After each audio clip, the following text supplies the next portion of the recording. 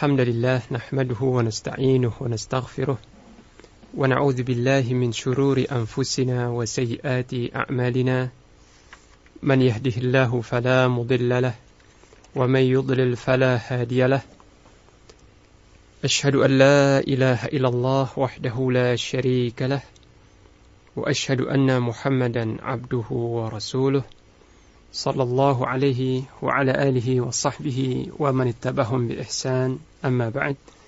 Kaum muslimin rahimakumullah, para pendengar yang budiman, di antara perkara-perkara yang dibolehkan di dalam salat adalah al-fathu 'alal imam, membenarkan bacaan imam. Apabila seorang imam dia terlupa atau tersamarkan bacaan yang benar di dalam salat, maka makmum yang berada di belakangnya boleh dan dianjurkan untuk membenarkan bacaan imam tersebut apabila jika tidak dibenarkan bacaan itu akan merubah makna Al-Quran. Jadi parameter seorang makmum boleh membenarkan bacaan imam yaitu jika kalau didiamkan bacaan imam yang keliru atau tidak dibantu tersebut, maka akan merubah makna Al-Quranul Karim. Dari Abdullah bin Umar radhiyallahu anhuma bahwa Nabi sallallahu alaihi wasallam pernah mengimami suatu salat, lalu beliau membaca beberapa ayat Al-Quran di dalamnya dan tersamar bagi beliau. Jadi bacaan Al-Quran tersamar. Maka setelah selesai, beliau bersabda kepada Ubay, itu Ubay bin Ka'ab radhiyallahu anhu, apakah engkau salat bersama kami? Apakah engkau tadi salat bersama kami? Ubay menjawab, iya. Maka beliau bersabda, fama mana'ak, apa yang mencegahmu? Yani apa yang mencegahmu untuk membenarkan bacaanku? Hadis riwayat Abu Dawud dan Ibnu Hibban. Ini. Jadi dibolehkan seorang makmum meluruskan atau membenarkan bacaan imam yang keliru, yang salah, yang seandainya tidak diluruskan akan merubah makna dari ayat-ayat Al-Quranul Karim. Yang kedua adalah yang dibolehkan dalam salat juga adalah tirdadul ayah fi salati tatawwu, mengulang-ulang satu ayat di dalam salat sunnah atau salat tatawwu. Hal ini sebagaimana diriwayatkan oleh An-Nasa'i dan juga Imam Ahmad dan juga Al-Hakim dari Abu Dzar radhiyallahu anhu bahwasanya Nabi sallallahu alaihi wasallam pernah membaca ayat ini di dalam salat malamnya, dalam qiyamul lailnya, yaitu ayat di surat Al-Maidah ayat yang ke-118, ayat yang berbunyi, in tu'adzibhum fa innahum ibaduk wa in taghfir lahum fa innaka antal azizul hakim. Ya Allah, jika engkau menyiksa mereka, maka sesungguhnya mereka adalah hamba-hambamu, dan seandainya engkau mengampuni mereka, maka sesungguhnya engkau maha perkasa lagi maha bijaksana. Ketika sampai ayat ini, beliau sallallahu alaihi wasallam mengulang-ulang ayat ini hingga pagi, ini hingga subuh. Juga seperti yang diriwayatkan oleh Masruq,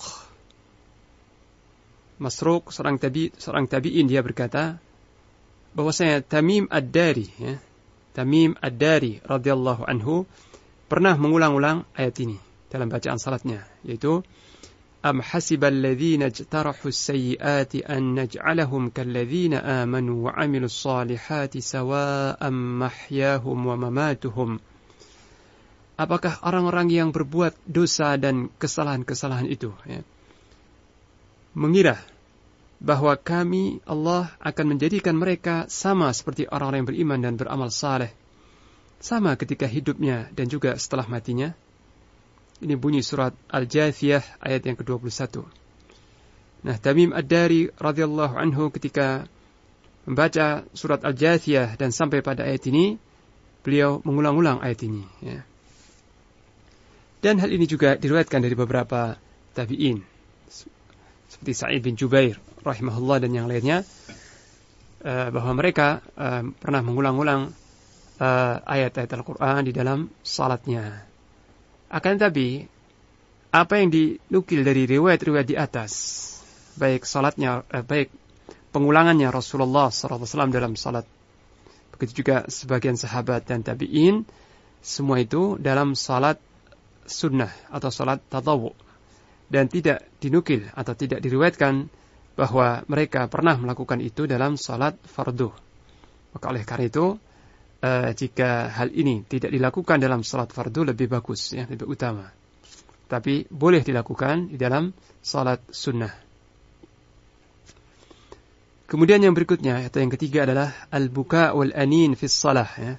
Menangis dan terisak, ya. Menangis dan terisak di dalam salat.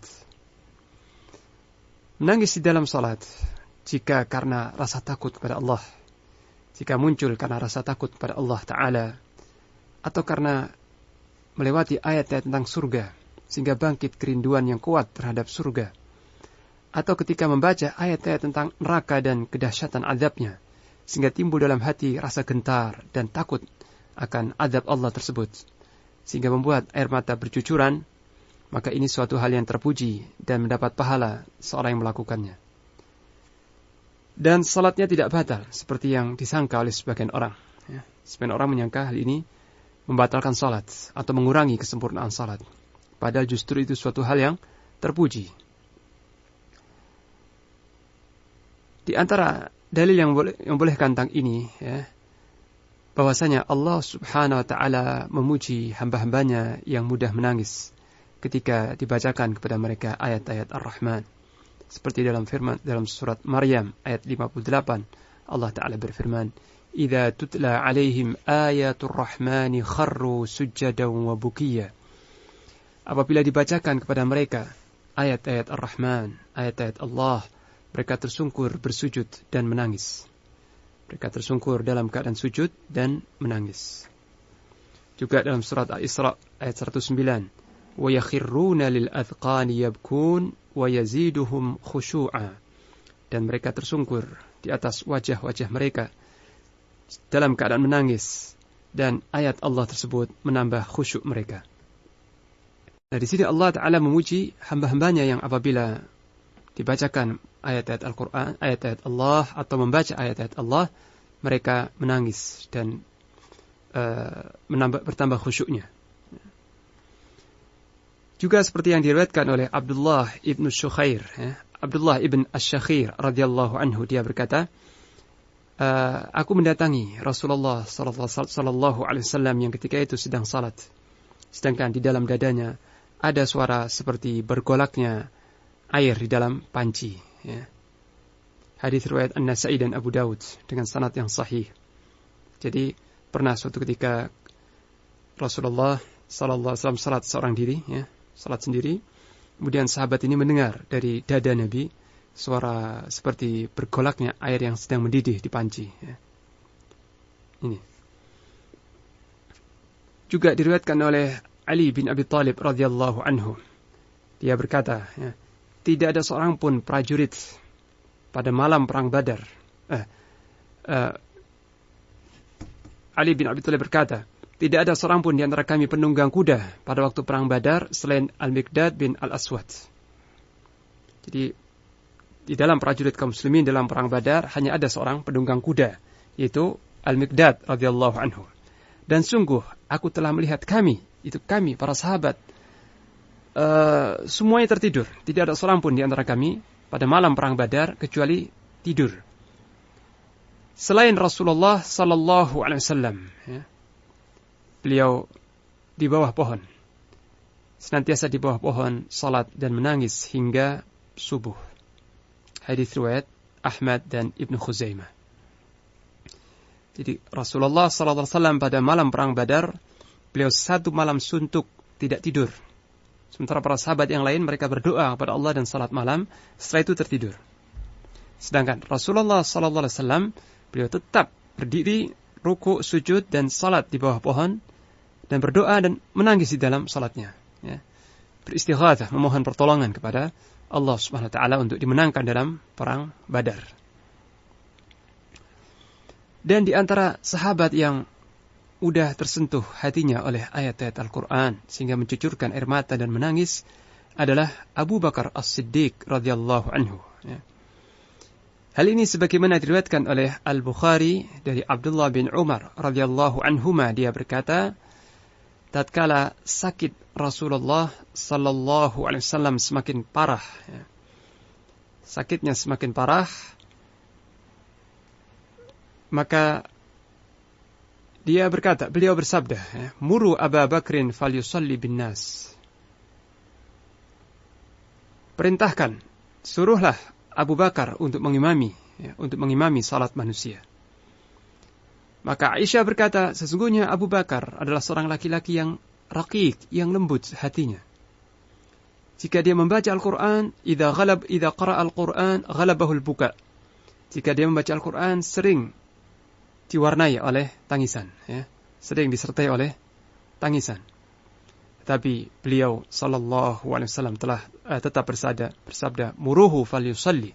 Perintahkan dia untuk salat, untuk mengimami. Maka Aisyah radhiyallahu anha mengulangi lagi perkataan yang tadi. Maka Nabi sallallahu alaihi wasallam bersabda, muruhu falyusalli, inna kunna sawahibu Yusuf. Suruhlah Abu Bakar untuk mengimami salat. Sesungguhnya kalian, wahai Aisyah, adalah kawan-kawan wanita Yusuf alaihissalam. Jadi kalian seperti kawan-kawan wanita Yusuf alaihissalam. Hadis riwayat Bukhari. Nah, di sini ada suatu dalil bahwasanya meskipun Abu Bakar As-Siddiq radhiyallahu anhu mudah menangis ketika membaca Al-Quran, tapi ini tidak menjadi penghalang bagi Rasulullah sallallahu alaihi wasallam untuk berpesan dan menyuruh supaya Abu Bakar yang menjadi imam, menggantikan beliau ketika sakitnya semakin parah. Dan dalam hadis yang mulia ini terlihat jelas fadl, keutamaan Abu Bakar As-Siddiq radhiyallahu anhu, di mana ketika Rasulullah sallallahu alaihi wasallam sakitnya semakin parah dan ada uzur, ada halangan untuk salat mengimami kaum muslimin, maka beliau tidak menunjuk seseorang selain Abu Bakar As-Siddiq sebagai pengganti imam salat. Dan para sahabat mengambil suatu ibrah dari peristiwa ini, bahwa beliaulah yang paling berhak untuk menjadi khalifah setelah Rasulullah SAW. Dan peristiwa ini terjadi beberapa hari sebelum wafatnya Rasulullah SAW. Ketika sakitnya semakin parah dan beberapa hari menjelang wafatnya, maka beliau menunjuk, suruhlah Abu Bakar mengimami salat. Dan ini suatu isyarat dari beliau bahwa pengganti atau khalifah kaum muslimin setelah wafatnya Rasulullah sallallahu alaihi wasallam adalah Abu Bakar As-Siddiq radhiyallahu anhu. Ini dipahami oleh para sahabat. Demikian juga di antara sahabat yang mudah menangis dalam Al-Quran, dalam membaca Al-Quran adalah Umar ibn Khattab radhiyallahu anhu. Abdullah bin Shaddad berkata, aku mendengar suara isakan Umar, sementara aku berada di saf yang paling belakang, di saf yang terakhir. Aku mendengar Umar membaca surat Yusuf. Dan ketika sampai pada firman Allah Ta'ala yang berbunyi, innama ashku bathi wa huzni ilallah. Ya'qub alaihissalam berkata, sesungguhnya aku hanya mengeluhkan kesedihan dan rasa piluku kepada Allah. Maka ketika sampai ayat ini, Umar ibn Khattab radhiyallahu anhu menangis dan terisak, sehingga suara isakannya ini terdengar sampai saf yang paling belakang. Ini. Kemudian yang juga dibolehkan di dalam salat adalah berdehem, an-nahnahah atau berdehem jika muncul secara tiba-tiba, dan ini tidak masalah, karena ini bukan ucapan manusia. Jadi yang dilarang dalam salat adalah perkataan yang bisa difahami, perkataan manusia. Sedangkan an-nahnahah atau berdehem tidak termasuk dalam perkataan, Oleh karena itu tidak membatalkan salat. Yang berikutnya atau yang keempat, al-kalamul yasir li maslahatis salah. ucapan yang sedikit, ya, perkataan manusia, ya, pembicaraan manusia yang sedikit untuk kebaikan salat, untuk kesempurnaan atau kemaslahatan salat. Padahal para ulama telah menegaskan bahwa pembicaraan manusia sedikit atau banyak di dalam salat itu membatalkan salat, ya.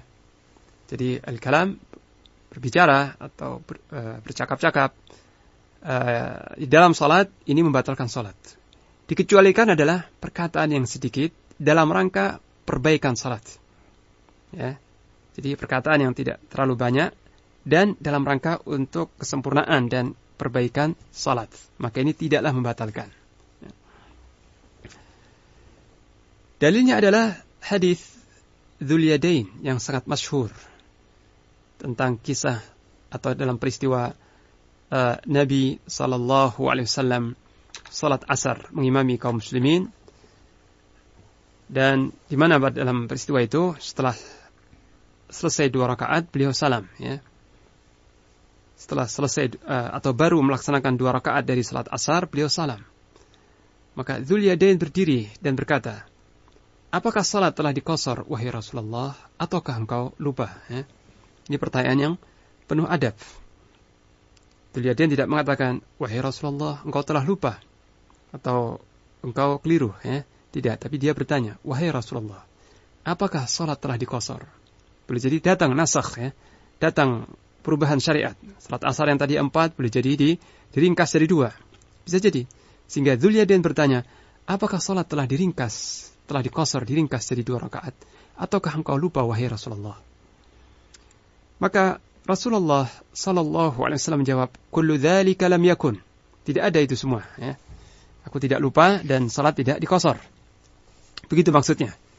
Maka Dzul Yadain menjawab, hal ini sebagian itu telah terjadi, wahai Rasulullah, ya. Qad kana ba'du dzalik ya Rasulullah. Sesungguhnya sebagian dari hal tadi telah terjadi, yakni kalau tidak diringkas, engkau lupa. Maka kemudian Rasulullah sallallahu alaihi wasallam menghadapkan wajahnya kepada orang-orang lain seraya bertanya, "Asadaqa Dzul Yadain?" Apakah Dzul Yadain benar? Maka mereka menjawab, "Na'am ya Rasulullah." Iya wahai Rasulullah. Ya, setelah beliau yakin bahwa salatnya baru 2 rakaat kemudian salam, maka beliau menyempurnakan, ya. Beliau berdiri lagi dan menyempurnakan 2 rakaat yang kurang tadi, ya. Setelah itu sujud 2 kali, ya.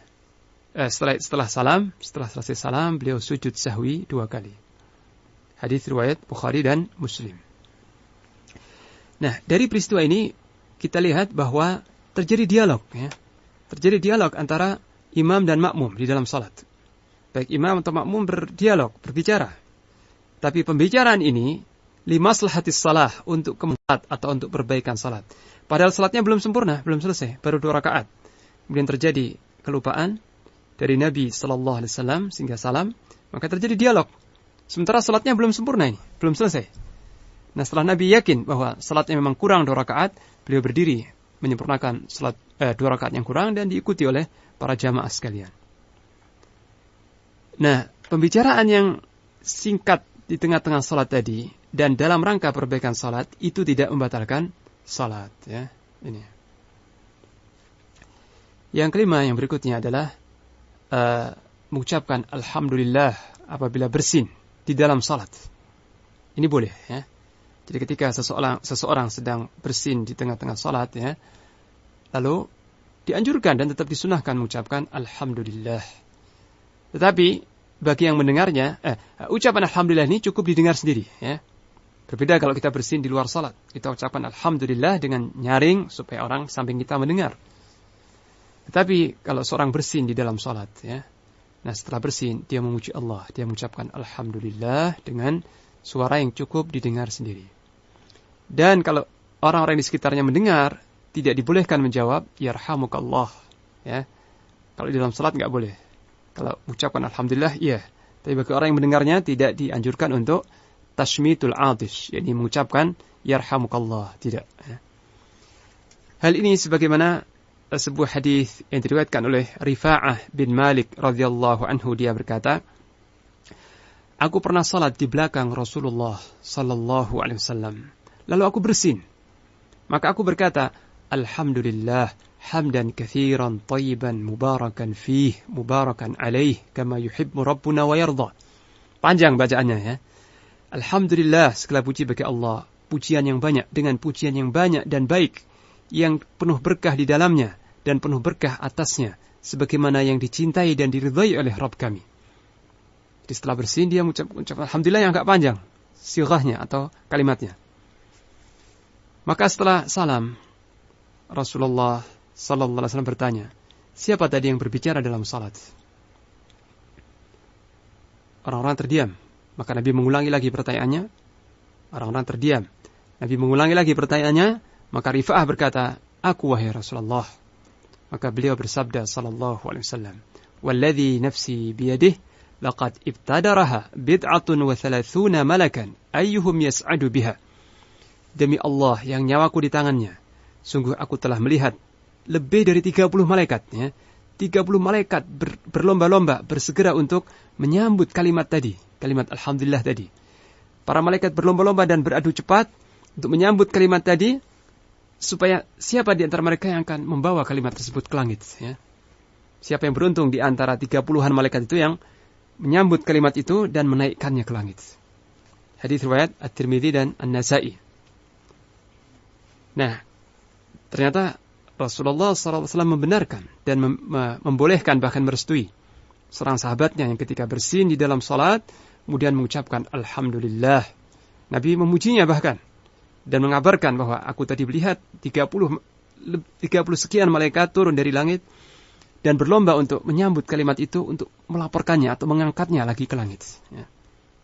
Tetapi catatan di sini, seorang yang mendengar orang yang mengucapkan Alhamdulillah setelah bersin itu tidak dibolehkan menjawab Yarhamukallah. Ya, ini.